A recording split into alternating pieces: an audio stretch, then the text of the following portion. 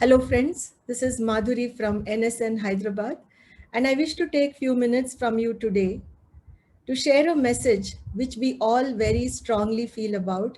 In fact, the entire NSN team has been thinking about it for a very long time, and today I thought I will put it forward to you as a request so that we all can fight COVID, wage a war with the help of skills that really matter. Now, when I say skills, first we think of the training partners, the training companies and organizations which are giving this skill-based training, which are helping a lot of young people get certified and get employed. And then we think of the industry which employs them. Then, of course, few academic institutions and non-profits and others who also offer skill-based training programs. And there are a lot of organizations who do the supporting work, the groundwork like mobilizing and many other things. And there is also the entire structure which is facilitated by the government, the central government and the state government. I would say the government and the industry being the two very important prominent players in the entire ecosystem. Today, the challenges are different. At a time when we thought the skilling industry, the ecosystem is getting rebuilt after the first phase of COVID. For example, if you look at industries like tourism and hospitality and others, which really suffered a lot, and they were trying to revive, in fact, they still are trying to revive, we get this second shocker of our lives, which is the phase two of COVID, and it is not leaving any one of us untouched, either directly or indirectly. There is a lot of gloom, there is despair, and there is anguish, and there are a lot of other things that are taking away our mental energies, sucking us up every day. And in spite of it, we need to continue with our work, we need to continue with what we are doing. That's how life goes on. And to make it go on, it's very tough. Believe me, all of you agree. And we are all going through that phase right now, filled with so many challenges, both on the personal front and on the professional front. But during such a time is the time when many of our other skills are, put to action, they are called for, and we need to demonstrate that we are really skilled people. And we believe in sharing and imparting and helping others with those skills. A skill like empathy, a skill like listening. Being a good listener maybe means a lot today for a friend or a family member. Being very positively oriented, trying to believe in the brighter side of things helps us be normal to a certain extent. And trying to help people be adaptable, trying to take the change as it comes every day. There are so many other skills that we are indirectly or directly using every day to lead our lives. Alongside this, most of us are using our technical skills to do the job we are placed in. And there are a whole lot of others who have just got certified or who are getting certified and who are looking for a job. Maybe their jobs are getting affected because of the industry situation. Maybe, their job is something very, very important for them, and that is their only way to sustain their families. How do we help such people? There could be a lot of people who are stuck elsewhere, let's say like migrant people, migrant workers and others. There are so many categories of people who are affected by this. And this is where I feel most of us have to come forward. The major ecosystem players in the skilling ecosystem in India, it could be the industry or people like say the small scale industry, the MSMEs and others, try to see how they can help them with a job, and also help people who might perhaps need something more than a job. There could be some way of help that can come in the form of financial help or any other help.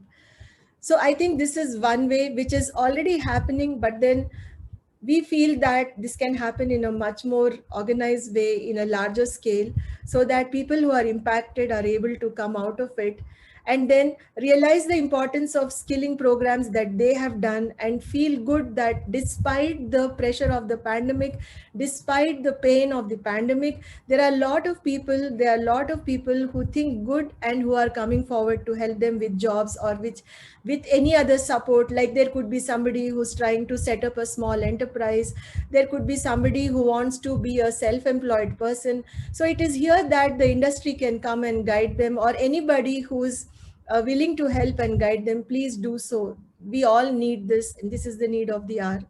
And the second and most important thing I would like to share today is there are a lot of small training companies who have already been affected by COVID in the phase one. Now, phase two is definitely going to ruin many of their dreams and many of their aspirations.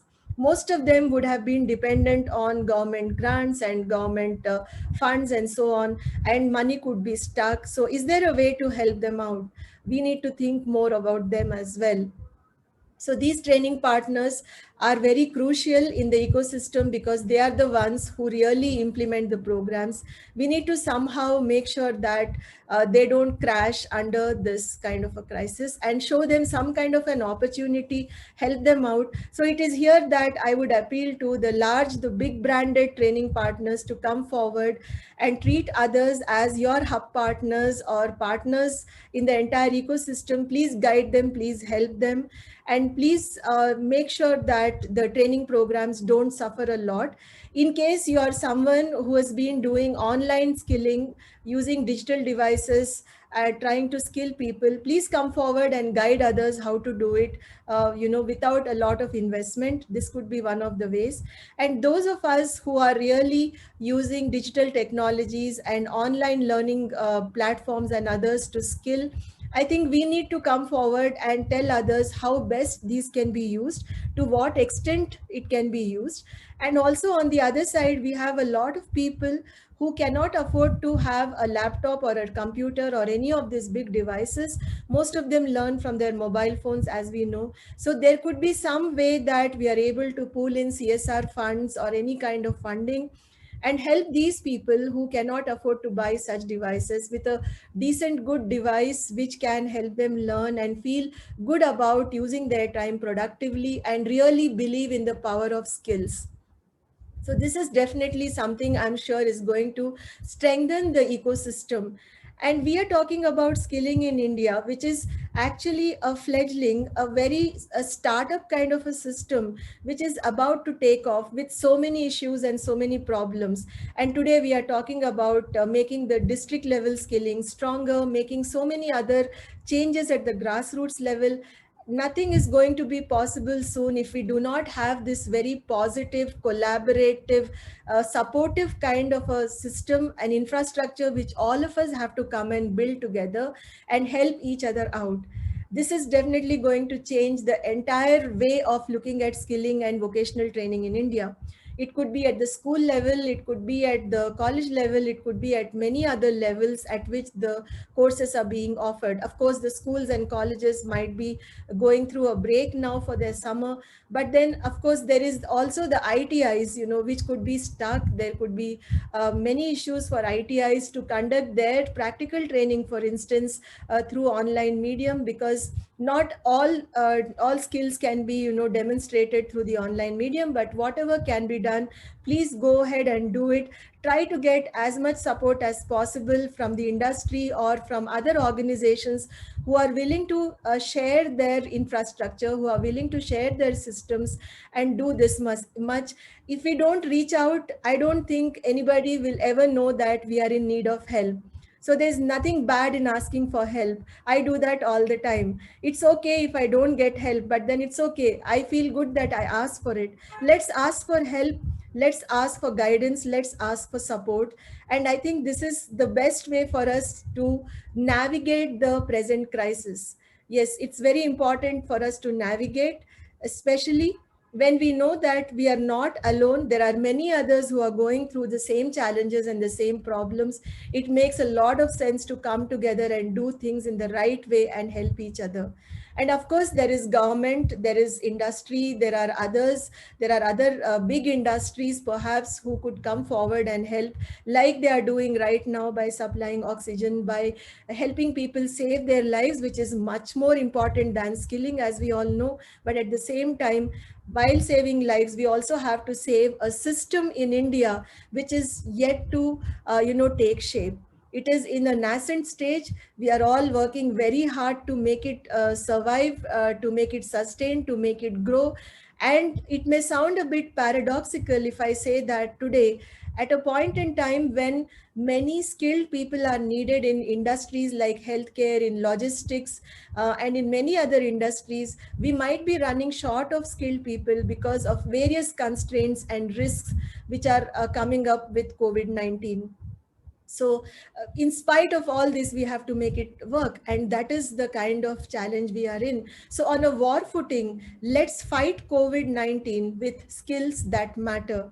There are many skills that matter, skills which are life skills, which are going to make us a better human being, technical skills which make us a bit which make us a good professional, and many other interpersonal skills and other skills that come into the picture is what we need to exercise right now. We need to show that, hey, look, we are skilled, we are knowledgeable, we are capable of doing many things when such challenges come into our lives, and we can face them with lot of positivity, with lot of mental strength, and with lot of commitment.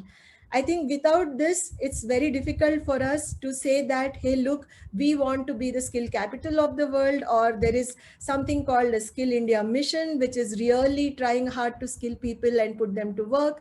And there are so many other things that are happening around it. All this will definitely not be the same in future. As we all know, the challenges are multiplying. So let's get ahead, let's step up, let's put our act together, let's put our energies together and overcome all the constraints, all the limitations that are coming in every day. I know this is not an easy time for all of us. Each one of us is affected in some way or the other, but then there is the larger picture, the bigger picture, which we need to save, which is just getting created. It's like a canvas which we are trying to create with lot of artifacts, with lot of things that are going to go in. It's a system about helping people with vocational training, vocational education, which is actually happening in such a big way for the first time in India, and India needs it the most. India needs it the most, and the world needs it the most. As we know, COVID-19 has given a huge push for the skilled people. The jobs that are coming up, which are going to get created, is definitely something that is going to value skills more than knowledge. Maybe both of them, but a degree itself, as we all know, is not going to help. It is the skills.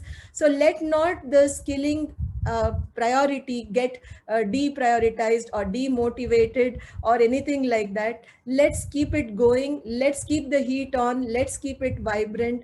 I wish to thank you all for supporting us. Incidentally, we completed 6 years of NSN, and the journey has been full of, I would say it's been like a roller coaster ride, to use the jargon which everybody uses. But yes, we are all very charged up. I'm personally very, I really believe that, there is a huge potential in all of us, and skill is the way to demonstrate that potential and add to the economy, to the country, to many other developmental activities. So let's get ahead, let's go ahead and keep marching on by helping others.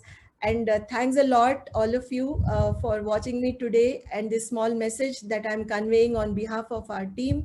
And let's be together. And thank you all for supporting us for all the 6 years. And we would definitely try to improve our work and help you out in as many ways as possible in future. Thanks a lot.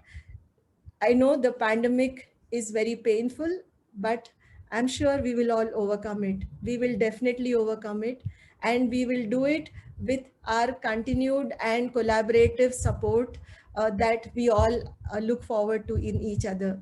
Thanks a lot. Goodbye.